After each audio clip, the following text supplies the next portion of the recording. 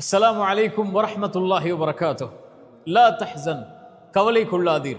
மீண்டும் சொல்கிறேன், லா தஹ்சன், கவலை கொள்ளாதீர். வாழ்வில் சிரமங்கள், கஷ்டங்கள், இன்னல்கள், தனிமை, தவிப்பு என எதுவாக இருந்தாலும் கவலை கொள்ளாதீர். ஏன் சொல்கிறேன் தெரியுமா? இறைமறைகள் நீங்கள் எங்கு எடுத்து படித்து பார்த்தாலும் இறைவனை சார்ந்து நம்பிக்கை கொள்ளக்கூடியவர்கள் கவலை அடைவார்கள் என்ற ஒரு வசனம் இல்லை.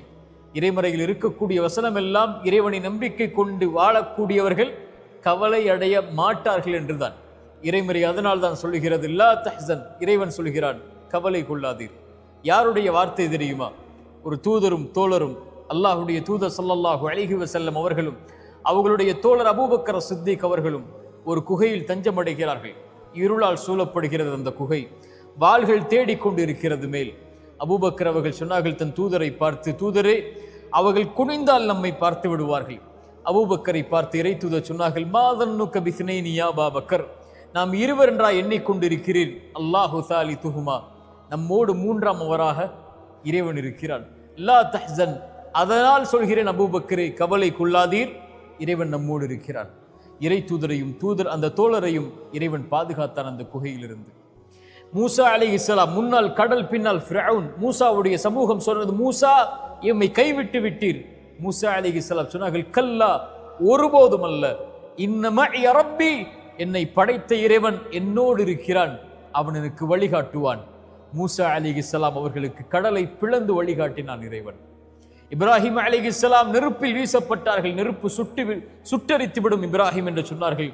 ஹஸ்புனல்லாஹ், என் இறைவன் போதுமானவன் என்று சொன்னார்கள். அந்த நெருப்பை குளிரூட்டக்கூடியதாக இறைவன் மாற்றினான்.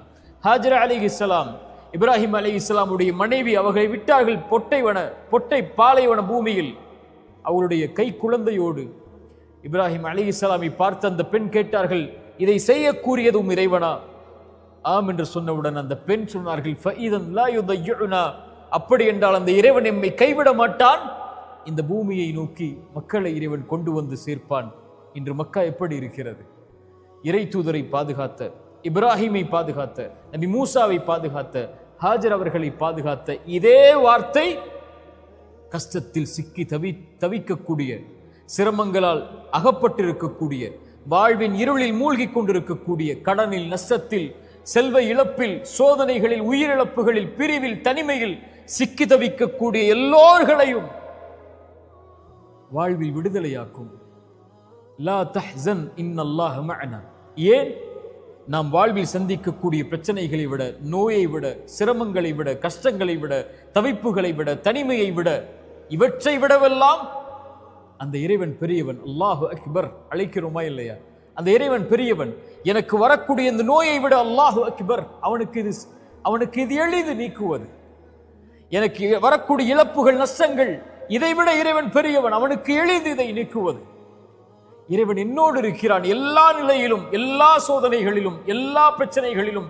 அவன் மிகப்பெரியவன். எனக்கு வரக்கூடிய இவற்றை விடவெல்லாம் அவன் இருக்கும் போது லா தஹ்சன், உயிருக்கு சொல்லுங்கள், கவலை கொள்ளாது, அந்த இறைவன் நம்மோடு இருக்கிறான். ஆனால் இறைவன் நம்மோடு இருக்கிறான் என்று சொல்லக்கூடிய நாம் அவனோடு இருக்கிறோமா? அங்குதான் பிரச்சனை இருக்கிறது. அங்குதான் விடுதலை அடையக்கூடிய கேள்வி இருக்கிறது. இறைவனோடு நாம் இல்லாமல் ஒருபோதும் இறைவன் நம்மோடு இருக்க மாட்டான். யார் இறைவனின் நினைவை விட்டு தூரமாகி வாழ்கிறார்களோ, இறைமறை சொல்கிறது, அவர்களுக்கு நெருக்கடியான வாழ்வு இருக்கும்.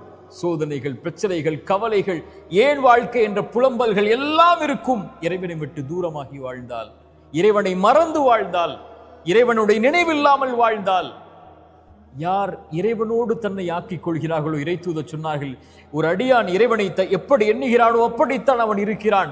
அவனை தனிமையில் நினைவு கூர்ந்தால், இறைவனை தனிமையில், பிரச்சனைகளில், கஷ்டங்களில், சிரமங்களில், நோயில், தவிப்புகளில், வாழ்வில் ஏற்படக்கூடிய இன்னல்களில், இறைவா என்று அவன் தனிமையில் நினைவு கூர்ந்தால், இறைவனும் அவனை தனிமையில் நினைவு கூறுகிறான். எவ்வளவு தூரம் அவனை விட்டு கடந்து சென்றிருந்தாலும், இறைவா இதோ வருகிறேன் என்று அழைக்கக்கூடிய அழைப்பை கேட்டு இறைவன் அவனோடு இருக்கிறான். இறை தூதர் சொன்னார்கள், இந்த பூமியில் நாம் பிரச்சனைகளை சுமந்து வாழ்ந்து கொண்டிருக்கிறோம். இந்த பிரச்சனை நீங்குவதற்கும் நமக்கும் உள்ள இடைவெளி எவ்வளவு தெரியுமா? இந்த நெற்றிக்கும் இந்த பூமிக்கும் இடையில் தான். சிரமங்களால், தவிப்புகளால் நிற்க முடியவில்லை என்றால், சோதனைகளால், நெற்றியை உங்கள் இறைவனுக்கு முன்னால் அந்த பூமியில் சாய்த்து விடுங்கள். இறைத்தூதர் சொன்னார்கள், ஒரு இறைவனுக்கு ஒரு அடியான் நெருக்கமாக இருக்கக்கூடிய நிலை, சிறந்தாழ்த்தி அவனை வணங்கக்கூடிய இந்த நிலையில் அவனை அழைத்தால் அவன் பதிலளிக்கிறான். லா தஹ்சன் யா அஹி, லா தஹ்சன் யா உஃப்தி, நோயா லா தஹ்சன், கடனா லா தஹ்சன், உயிரிழப்புகளா லா தஹ்சன், அல்லது உறவுகளுடைய பிரிவா லா தஹ்சன், கடனா நஷ்டமா, வியாபாரத்தில் செல்வத்தில் சோதனையா, செல்வ இழப்புகளா, வசதியில் சோதனையா, அல்லது குடும்ப உறவுகளால் சோதனையா, உலகமே உங்களை கைவிடுகிறதா, லா தஹ்சன். இறைவனுடைய வார்த்தை அது. இன்னல்லாஹ மஅனா, அந்த இறைவன் நம்மோடு இருக்கிறான். இந்த லா தஹ்சன் என்பது ஒரு தொடர். இது கவலைகளால் சிரமங்களால் சிக்கி தவிக்கக்கூடிய மனிதர்களுக்கு இறைமறையும் இறைத்தூதரும் சொல்லக்கூடிய வழிமுறைகள் அதிலிருந்து வெளியேறுவதற்கு தொடர்ச்சியாக பயணியுங்கள். அல்லாஹ் நம்முடைய சிரமங்களை நீக்கட்டும். அகூலு கௌலி ஹாதா அஸ்தக்ஃபிருல்லாஹ் லி வ லக்கும்.